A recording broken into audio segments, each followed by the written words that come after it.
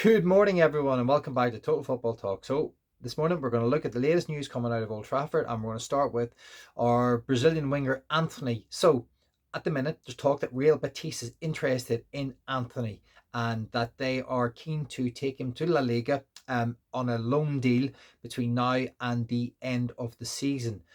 How do you guys feel about that? Where does Antony sit for you? You know, he's been a bit of a controversial figure since he's come in. He came in at a very high price, €80 million plus. He's on about 200 grand a week. He's a winger who came in with a big fanfare. He did well in the first few games. He scored a couple of goals, but he's really gone off the boil. He obviously had his personal issues, and I believe that's affected him massively. On top of his performances, which have really been lackluster under both managers, Eric Ten Hag, a manager who he knew, who really wanted him, but who was part of a team that overspent on him and gave him gave him too much money. He has come in and he really hasn't kind of lived up to those heights, unfortunately. So he's sitting on the bench and he's costing us a lot of money. Real Betis are a club that are potentially going to come in, give us an opportunity to take him off the bench, remove half his wage, and hopefully put him back in the shop window. I mean, where do you guys sit on this? Do you think that that's a good idea? Because obviously we've got Rashford looking to go out the door. I mean, there was images of stuff of Rashford training alone by himself. I mean, how does that look for you guys? Rashford out there, doing his thing. Training by himself, trying to keep himself relevant and in the shop window. You've got Garnacho, who's in talks with Napoli.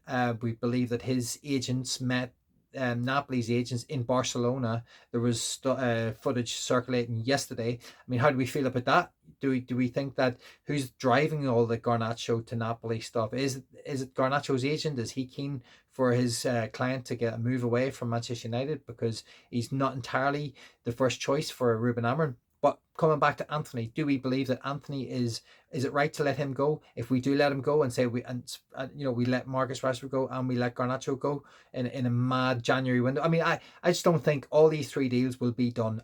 Manchester United are the past Manchester United board have been incapable of doing so many deals in the January transfer window. God, we barely get rid of anyone in the summer. So to get rid of three players in the transfer window in January, I just can't see it. Not at all.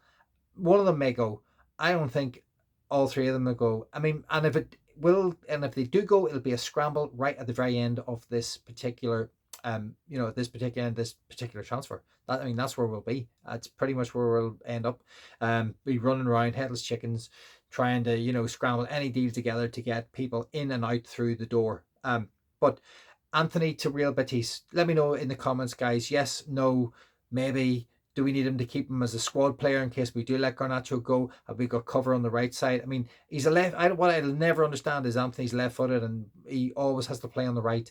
Please, can we not revert back to like old school wingers? Put a winger on the left. Antony can get up and down. He could maybe do a job. We're still in two cup competitions, which I think are probably what we need to focus on. Yes, we need to move up the league, but we're not going to make any significant impact in the league this year because we're just so far behind everyone. We just need to secure maybe a top 10 place. I'd love us to push on up the league further if we could, but I don't know if that's the priority. The priority for me is maybe getting back into Europe, whether it's through the Europa League or whether it's primarily in the Champions League, and that's where we need to be so we can bring in money and offer the opportunity to other players to say that come join us. The Ruben Revolution is up and running, and yeah, well, we'll see how we do on Thursday night against Southampton. But the revolution is running, and hopefully it's running in the right direction, and we can maybe make something happen. But can we? So, Anthony, yes or no? Drop me in the comments what you think. I think if we let Rashford go, we have to keep him. I think if we don't, we've got to. Neither of those two, if Rashford and Garnacho end up staying, then Anthony probably could go because he'd be surplus to requirements as it's coming out. Okay, we'll move on to the next little story, and that is the winger from RB Leipzig, which we spoke about yesterday, Nene Dorgeles. Believe that he is one through Christian Favell that we are looking at, we are keen on. Reports coming out last night from SBSC Sport, I believe, that they're French. They're on the French side of things. They have said that this is United are looking at it, and we will No, sorry, German. I think sorry, SBAC or German, not French. I'm talking about. But yeah, RB Leipzig and Christian Vivel have very good relationships, and I believe that we're pursuing that one. So interesting to see how that unfolds. I looked at him as a winger, very very good, technically very good, can beat a man, knows how to play a pass, can thread a ball through, create goals, very raw, plenty of energy, would suit Amarin's, can play on the left or the right. I think he's more comfortable on the left, but yeah, has two good feet. I think he's slightly more left footed, but can play on the right. Good versatility, definitely one to watch. And yeah, I think that could be an interesting one. Another story that was coming out was one about the centre back situation. We may not go for Braithwaite. We may just hold off and look for a younger centre back. I actually think Conke in the youth team setup could be an interesting one for Manchester United. The kid's very impressive. I've watched him a few times in the youth games, but it's that, can he adapt? Can he come into the first team and adapt to a very difficult Premier League at such a tender age? I don't know. I think there's potential there. I think we've got to bring him in the right way. Ruben Amorim did bring in Diamonde into the sporting setup, and kid's 17 or 18, I think, and he's a beast of a player. He's a brilliant player. He's an excellent centre half. Plays well in the back three, and I think Manchester United could potentially have their own Diamonde in the youth setup. But it's about whether Ruben thinks he's right to come through at this particular time now. We'll just have to see on that one. And there was another story about, we were looking at another goalkeeper, Suzuki, who was a goalkeeper that played in the Japanese league. We looked at him a little while back. Very, very good. Very, very. I mean, all I seen was a few saves and some of his distribution. His distribution with his feet was unreal. But obviously, we still need a goalkeeper who can come, and if he's going to try and compete with, whether it's Bayinda or whether it's uh, our number one, our Cameron goalkeeper, which Onana, sorry, I couldn't think of his name. Can this kid come in and compete? Now, he didn't want to come in. He didn't want to join us when we were trying to buy him for a couple of million. We seen the potential in him, but the kid wanted to play. Suzuki wanted to go and play, so he went to the Belgium league, and apparently he's done very well out there. And we're looking at him, but he's going to cost 40 million. Is this a priority for Manchester United? Where is the priority? Because we know that Kolo Muani is now going to Juventus. They have managed to get a deal done for that. Manchester United, are they sleeping again? Did they not want him? Where the hell are we going with the striker situation? Because Hoyland needs help. Xerxes needs help. Colomwani wouldn't. He's not.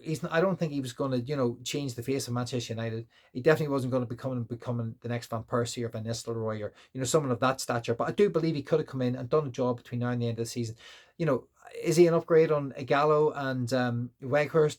Probably a better player than both those, and he's kind of maybe somewhere in between, because he's not at the top echelons of strikers. Somewhere in the middle, he could have come in, could have done a job, but unfortunately he's gone to Juventus, and we've missed out on that one. Are our board sleeping? What the hell are the board doing? Because the clock's ticking. We're in the middle of January now, and there's lots of stories to and fro's, but it's more stories about United having players going out. Can we get? Are we going to be in a situation where we let three players go out and no one come in? Is Casemiro going to go? There was talk of the MSL. God only knows where that's going. Can they afford him? Will we send him out there? I think it's more a case of, from reports I've read, he will go out there and United will we won't receive any money from him if he goes to the MSL. So what the hell's that all about? And also, Saudi, they don't buy the teams, don't buy the leagues. The Saudi teams don't come and go choose their players. I believe that the way it's done is the league themselves, or the Saudi Pro League, choose the players and they bring them in and they distribute them amongst the teams. So how does that work? Can we actually sell Casemiro? We need to get 25 million again to break even for PSR because of the way his wages is structured and his fee. So is that possible?